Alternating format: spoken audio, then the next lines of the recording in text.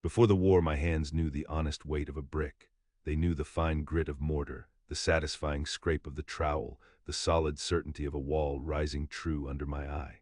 I was Ivan Smirnov, a builder from a village near Vitebsk. I built homes. I built bakeries. I laid foundations meant to last 100 years. Now, in the autumn of 1943, my hands only knew the cold, greasy feel of explosives and the unforgiving stock of a Mosin rifle. The forest had become my home. The damp earth of Belarus was my bed, the whispering pines my roof. We were ghosts here, specters haunting the rear of the German Army Group Center, the men of the Zaslanov Brigade. We were farmers, teachers, factory workers, and builders. Now we were partisans, and our trade was destruction. Revenge is a poor mortar. It doesn't bind, it corrodes. But it was all we had. I had watched my village burn.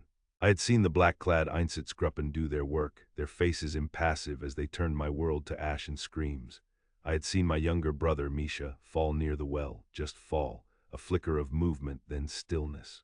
One more body among so many. The memory was a shard of glass in my gut when I twisted every time my finger tightened on a trigger or set a fuse. This new war, our war, they called it the Rail War.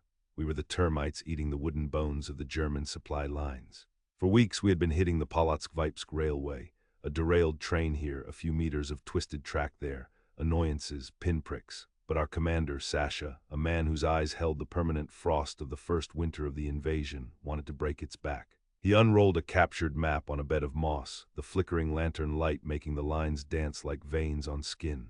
"Here," he said, his finger stabbing a point over the Drissa River, a concrete and steel bridge. "The Germans are reinforcing it. They run 3, sometimes 4 heavy supply trains across it every night. Ammunition, fuel, fresh troops for the front. We cut this artery, and a piece of their army bleeds out." His eyes found mine.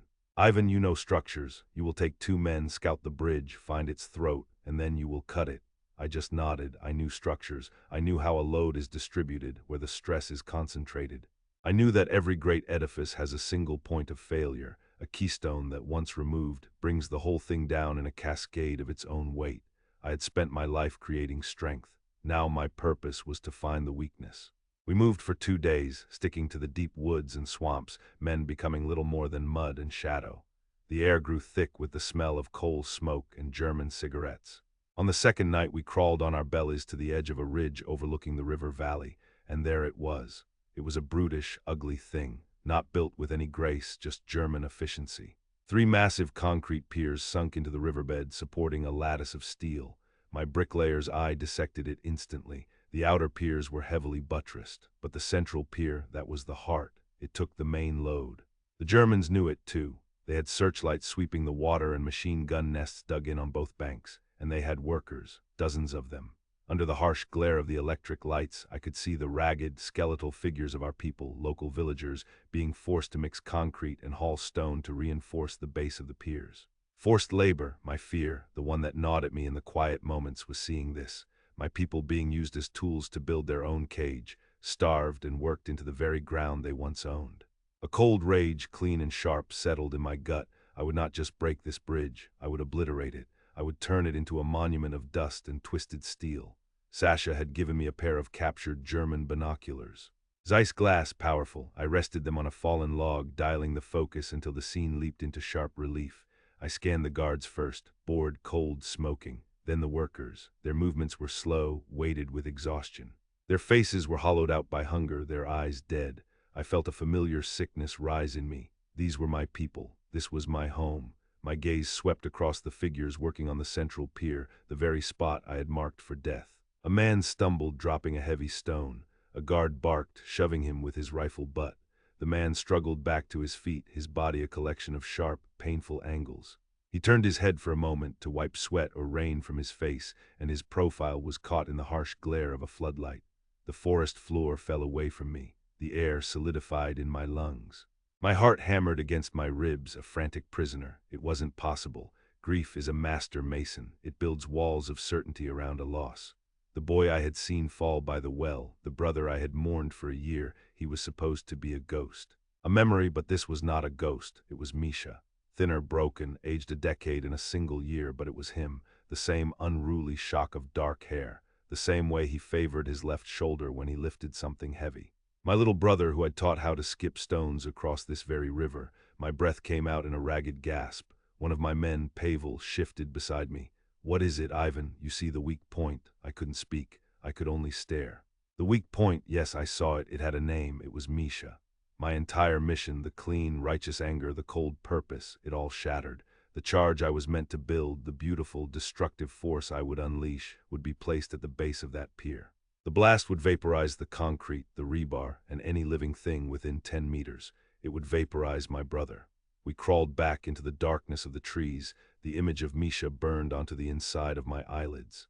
Pavel and Dmitri spoke in low whispers about the placement of the machine guns, the patrol rotations.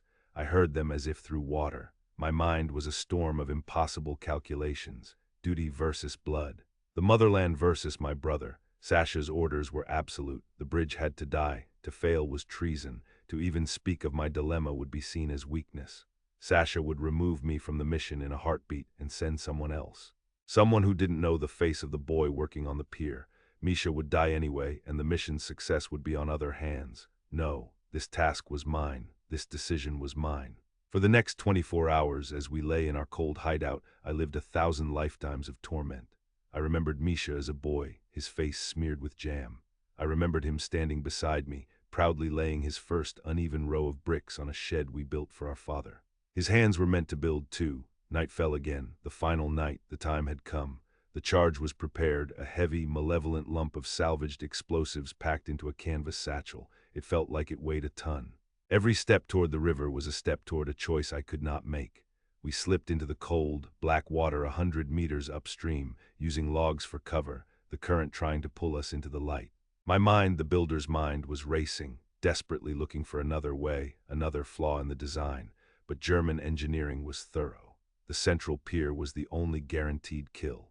Anything less and we risked a failed mission, our lives for nothing. The supply train was due just before dawn. As we neared the bridge, clinging to the shadows of the abutment, I saw him again. Misha. He was on the small wooden platform built around the pier, just above the waterline, trowel in hand, applying a layer of concrete screed. So close, I could almost call his name, a whisper that would be swallowed by the rushing water. But what would that do? Get us both killed. And then my bricklayer's eye saw it. Not a weakness in the bridge, but an opportunity in the approach. On our side of the river, the main steel span didn't connect directly to the earth. It rested on a smaller, older trestle of heavy timber and masonry that led up the embankment. It was a secondary structure. Blowing it wouldn't drop the whole bridge into the river, wouldn't be the glorious, definitive destruction Sasha wanted. It wouldn't kill the bridge, but it would kill the tracks. It would derail anything that tried to cross. It would create a pileup, a blockage, chaos. It would stop the train, and it was 50 meters away from Misha. It was a terrible gamble. The charge was designed for reinforced concrete, far too powerful for the timber trestle, and I had no time to explain to my comrades. They were waiting for my signal to create a diversion on the far bank. I made the decision. In the heart of the shadow, I unlashed myself from the log and swam, not for the central pier, but for the bank beneath the trestle. I could feel Pavel's questioning stare on my back, but he stayed silent, trusting his commander. I scrambled up the muddy bank, my hands finding purchase on the cold, wet stones of the foundation. This was masonry, I understood, old, with crumbling mortar between the blocks. I found a cavity, a space where the winter ice had done its work, and shoved the satchel deep inside. I set the timer fuse, not long, just a few minutes. Then I slid back into the river, the current grabbing me, and kicked my way back to the center of the river, giving the signal for the diversion. A grenade went off on the far side, then the chatter of a submachine gun. The Germans shouted, searchlights swinging wildly, firing into the darkness. In the chaos, I looked back at the central pier. The guards were distracted, firing at the phantom attackers. I saw the laborers drop their tools, huddling in fear. I saw Misha, his face pale in the sweeping light, looking for cover. He was alive. He was clear. The world erupted. It wasn't the deep, rumbling collapse I had imagined for the main bridge. It was a sharper, violent crack, a brutal tearing of wood and steel. The timber trestle disintegrated in a fountain of fire and splinters. And then came the scream of tortured metal. The locomotive of the supply train, already on the approach, hit the chasm. It leaped into the air like a dying beast, crashing down onto the riverbank in a titanic explosion of steam and screeching steel. Carriages piled into one another, a monstrous metal serpent breaking its own back. Alarms blared. Flares shot into the sky, casting a hellish red light over the scene. The mission was a success. a different kind of success. The line was blocked. The artery was severed, if only for a while. We slipped away into the current, swallowed by the darkness, the sounds of chaos and shouting fading behind us. Back at the camp, Sasha looked at me, his eyes narrowed. The main span is still standing, Smirnov. The charge must have been faulty, I said, my voice hoarse. It detonated, but it didn't have the force. I placed it correctly. The lie tasted like ash in my mouth. He stared at me for a long time, and I knew he didn't believe me, not entirely, but the train was destroyed. The line was blocked. He could not argue with the result. I never saw Misha again. In the chaos, did he escape? Was he caught?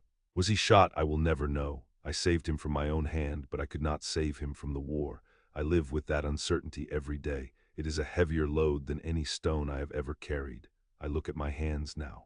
They are the same hands that once built a home for my family. That night they refused to destroy my brother, but they still brought down fire and ruin. I was a builder, and I became a destroyer.